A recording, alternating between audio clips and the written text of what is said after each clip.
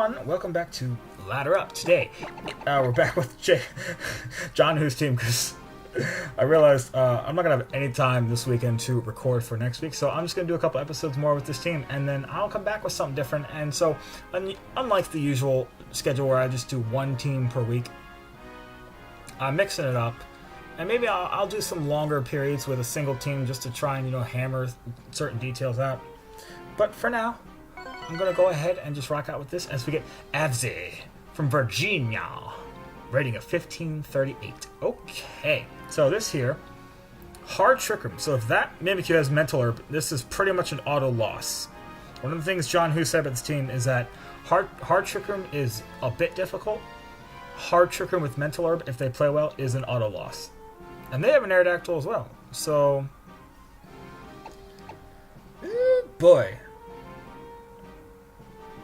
And unfortunately, Pikachu cannot fake out Mimikyu because it's a ghost type, so that's very unfortunate. What to do?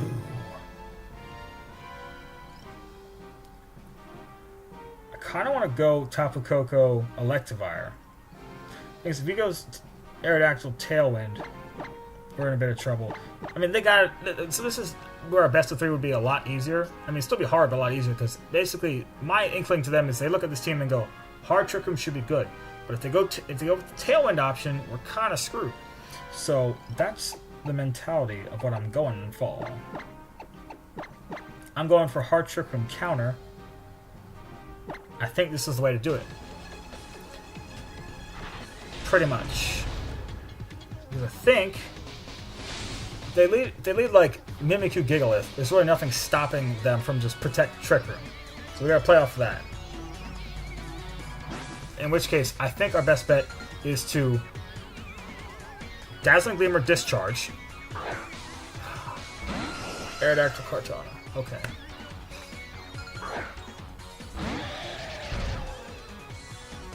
So actually, a Gyarados Tapu Koko lead would have been super good here. I mean, Aerodactyl could wide guard. We're still pretty free to discharge here. I wish I knew if discharge went through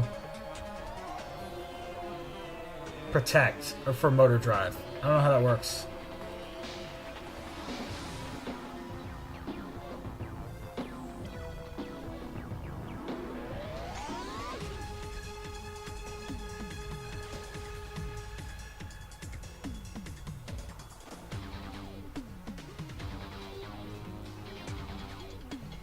I'm gonna Ice Punch the Kartana. This is tricky. That's a Scarf Kartana as well. We survive. Tailwind. Okay, so this is okay. Because that Kartana is now locked into. I don't think it's gonna survive this.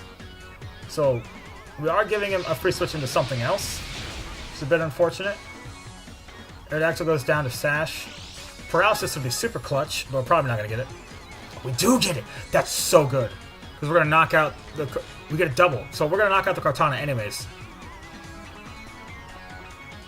And we should be able to discharge again with Electivire. And get some nice damage. So that Tailwind... The Aerodactyl is still at normal speed, but it has the paralysis chance. Gigalith.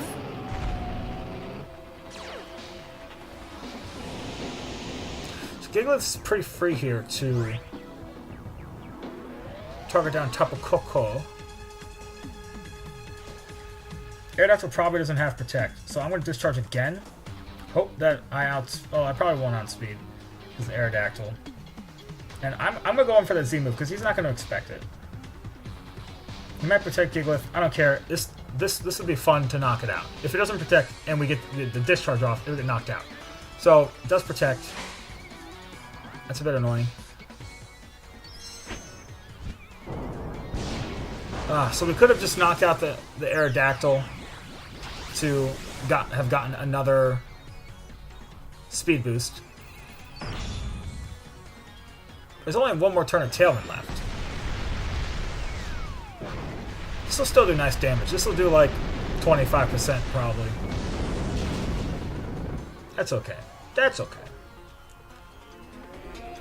Aerodactyl Rock Slide. Okay, he does knock out Tapu Koko, which is a bit unfortunate.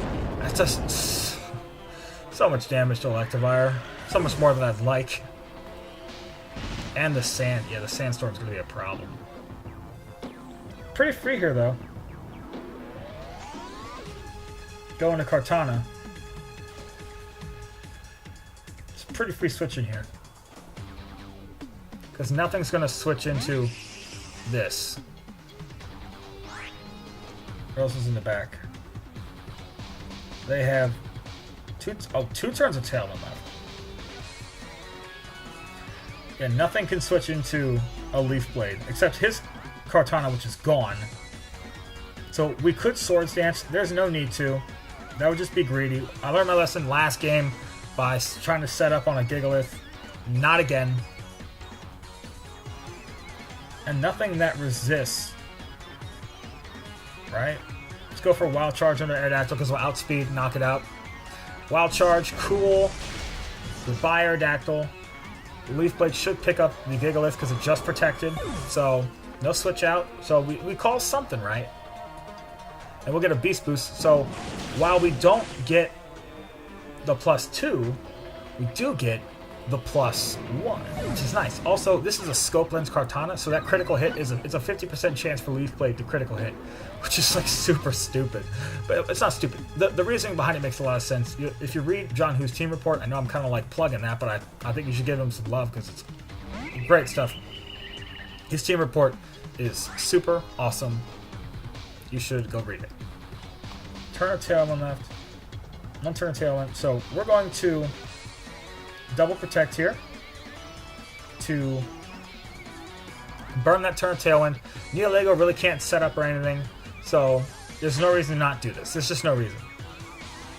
We could honestly just Earthquake next turn. I mean, a Wild Charge would do a ton of damage, but style points? For style points, you Earthquake your own Kartana. But I'm not going to do that, because they might protect. So yeah, I'm just going to Leaf Blade into Nihilego, and then that's the way, I like it, you know? Pretty easy win. So there's a nice 3-0. Not that it matters. I really don't care about, like, the whole, you know, like, I want to 4-0 this person. Like, I don't care about that. I'm just saying, like, it's a good testament to, like, the team's super hyper offensive. That person, I don't want to say they were bad, because they didn't play badly. What they didn't do, they did not bring the hard counter. Mimikyu, Gigalith. That lead, I can't do Diddly Bupkis to that lead. Mimikyu especially. Couldn't do much to it. Really, they could have gone Aerodactyl Mimikyu, Skydrop the threat, get a guaranteed Trick Room, because then you can't knock out Mimikyu before, like, the Trick Room goes off because it has Disguise. And then, because Aerodactyl is probably the fastest thing on the field, what actually happens is the Trick Room goes off, Aerodactyl goes first, Skydrop, Trick Room goes off, and then the next turn, Aerodactyl is guaranteed to not get hit because in Trick Room, it'll be the slowest thing, so it'll go last. It'll come down last. So you're also preventing that other thing from attacking 2 turns in a row. So that's kind of cool. You know, it's a fun little thing you could explore if you wanted to. I think it's super neat. That's just me. Anyways, we're 1648, so we're trying to break into the 1700s eventually. It is what it is, whatever. I'm just having fun, you know, jerking around with this team. I think it's cool, and Electivire is super, super cool. So the thing is, one of the reasons why John Who said he wanted to use Electivire is originally it was a Garchomp. We didn't like playing the mirror, and plus everybody is so prepared for Garchomp that it doesn't always do super well. So basically he said Electivire gets all the same coverage as Garchomp between electric, ground, and ice. It covers basically all the same stuff. Has a better matchup against Tapu Fini because you can actually knock it out. You're not really threatened by it. And once it gets the +1 speed from Motor Drive, it essentially is a faster Garchomp with more coverage. So, and plus style points, it's an Electivire. This right here, this is what we're talking about. Hard Trick Room. So we could go Aerodactyl Pikachu. But that's not strong enough. We need to be able to taunt the duck. We need to be able to taunt the duck. The Aerodactyl is good versus the Snorlax because of the Unnerve. We'll prevent it from eating its berry, which basically means if it's the Belly Drum one, it goes. If it Belly Drums, it's at half health. It's not getting that berry back. You can easily knock it out. It's pretty much the idea is you have to get rid of Aerodactyl before you can safely Belly Drum. Vikavolt, Tapu, Finny, Arcanine, and Muck. Yeah, Electivire is super good in this matchup. Which means I think I want Tapu Koko. I have to prevent the Trick Room from going up. And they're thinking about it. Okay, so they're thinking about it. What can we do? What can we do to stop this food? What can we do to fight this food? Food fighters. I like the glasses. I like everything matches. It's very, and also, I'm sorry, is that trainer's name Whompy? Is that trainer's name Whompy? Their name is Whompy. I love it. It's great. Okay, so Muck's not too heavy to pick up, right? Now, here's the thing. On a Tapu Fini team, probably don't run Arcanine with Will-O-Wisp. You probably not support Arcanine. Ooh, that's a loud siren. You can probably hear that. You probably run the Wild Charge one. So what I'm going to do, I'm going to Sky Drop the Arcanine. I'm not too worried about Muck. I'm actually going to Dragon Dance. So what's going to happen is the Gyarados at +1 will actually still be slower than the Aerodactyl, which is weird, I know, because usually you want to outspeed base 130s like Tapu Koko and Aerodactyl at +1 with Gyarados. I'm talking real fast. The point is, I can Sky Drop now, prevent Gyarados from getting knocked out, get back to neutral. When the Arcanine comes down, I can Water Z move it and knock it out. That's the play. I'm not too worried about Muck right now. Muck can't knock off my Z Crystal on Gyarados. So I think this is the play. Arcanine protects. That's fine. I'm not sure what they were going for. So, worst thing Muck could do, I think, would be damage Aerodactyl. Because it's intimidated. And it can't eat a berry. Okay, that's fine. I mean, basically, it doesn't matter if we lost our Focus Sash.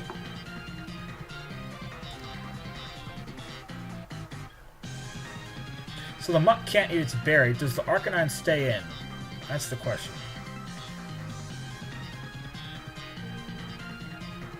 I can Sky Drop Muck here. Hit it when it comes down again. I'm going to Water Z move the Arcanine. It could switch out. I'm not too worried about it. It's probably easy to survive a regular waterfall. Whompy's rated 17-14, so he probably switches Arcanine out into like Tapu Fini. But that's also not the worst. He does withdraw. It's also not the worst. Snorlax. Oh, that's fine. That's going to take a lot of damage.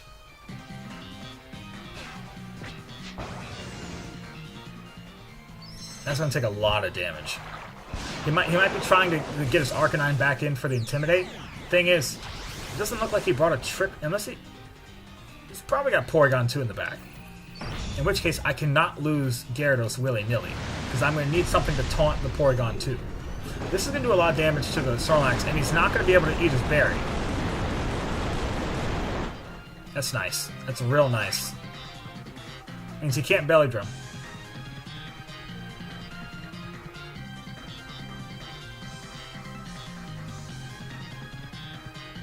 So I'm going to Waterfall that again. Basically, the Arcanine can't come back. Or I couldn't Waterfall the Muck. No, because I've still got Electivire. So I think it's better to get rid of the Snorlax. It probably doesn't have Protect. It's probably got Recycle instead of Protect. Whompy. Whompy. Why are you being so whompy? I feel like whompy would be a good word to describe how I usually feel when I lose or make bad plays and get real grumpy.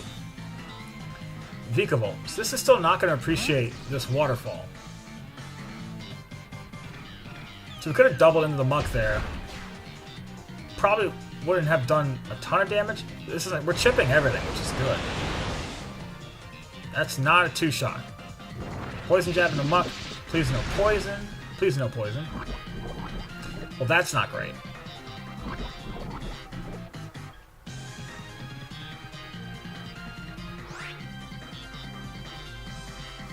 So I'm half tempted. I'm going to Dragon Dance again. Because Arcanine could come back in. Muck might protect. Vikavolt might go for an attack here. Vikavolt, if I hit a Rock Slide, this is risky. Because if I miss a Rock Slide, then this is terrible. This is horrible. Withdraws Vikavolt, probably into Arcanine. Okay, so this is good. This is good. Muck, I don't think can do a whole lot against Arcanine Avoids, which is pretty awful. But we're going to be at neutral attack again. Muck could also flinch. So I did predict basically a defensive play on his end. Poison jab into... That poison's a bit annoying. Here's what we do. Sky drop the Muck. And Waterfall into the Arcanine. He switches out, so I'm taking a lot of damage. If he protects, fine. We'll just Waterfall the Muck next turn. That's the play. That's the play. I think. This is crazy. Extreme speed. Oh no! Oh no! Oh no! But guess what we get to do this turn? We get to bring in Electivire and Earthquake. And because the Muck is in the presence of Unnerve, the Arcanine's not max speed. I think we're going to knock it out. We're going to knock out Muck. We're going to be in a good spot. Because Muck won't be able to protect from this, so I think we'll knock it out. I don't think there's any way, unless it's Fire MZ into Electivire. I mean, you also might not think Electivire is a threat. So unless it's Fire MZ into Electivire and he outspeeds, we should be okay. You might want to switch Arcanine out into Vikavolt. I'd be so fine with that. Because Muck should go down here. It truly should. Could also extreme speed, which I wouldn't care that much about. It's just a question of, is my Electivire faster? I sure hope it is. No. Well, we should survive this.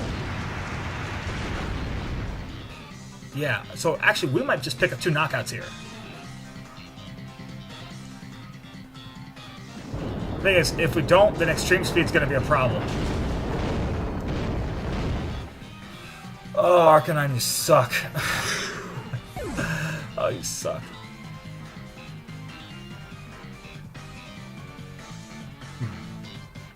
Vikavolt. The question here is, and it's what, Snorlax in the back? So I think here we Rock Slide. Do we protect, or do we...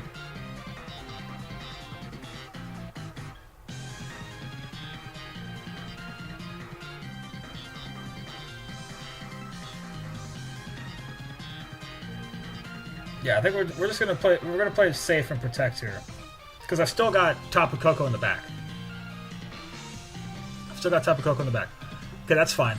That's okay. So that was I was kind of thinking that was their best play to bait out our protect, but this is okay because we could flinch the Vikavolt, we could miss the Vikavolt, we could knock it out.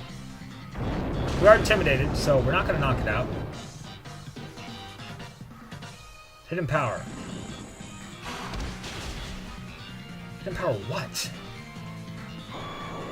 Wait, what? Hidden Power what? Oh, that's not great. That's not great. So that's not great. And he is going to be able to just extreme speed. So basically, there's really no disadvantage for me just going for a double protect. The Vikavolt could have Mud Shot.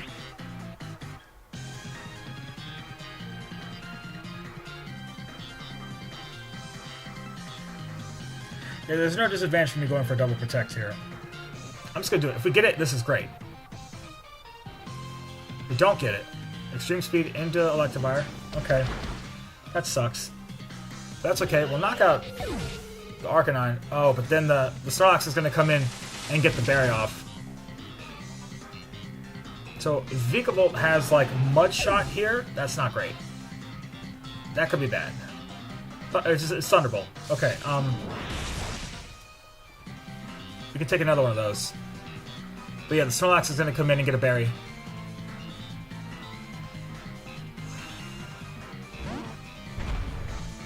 We could still get this if the Snorlax cannot have Protect, and I have to knock it out. We are modest, so we might do it. The thing is, we have to. We're gonna take 14, 59. I don't remember how much that last one did, but it's got to be less than 59. Yeah, this is our only out. This is our only out. Snorlax doesn't have Protect. We either gotta knock it out or paralyze it. That sucks.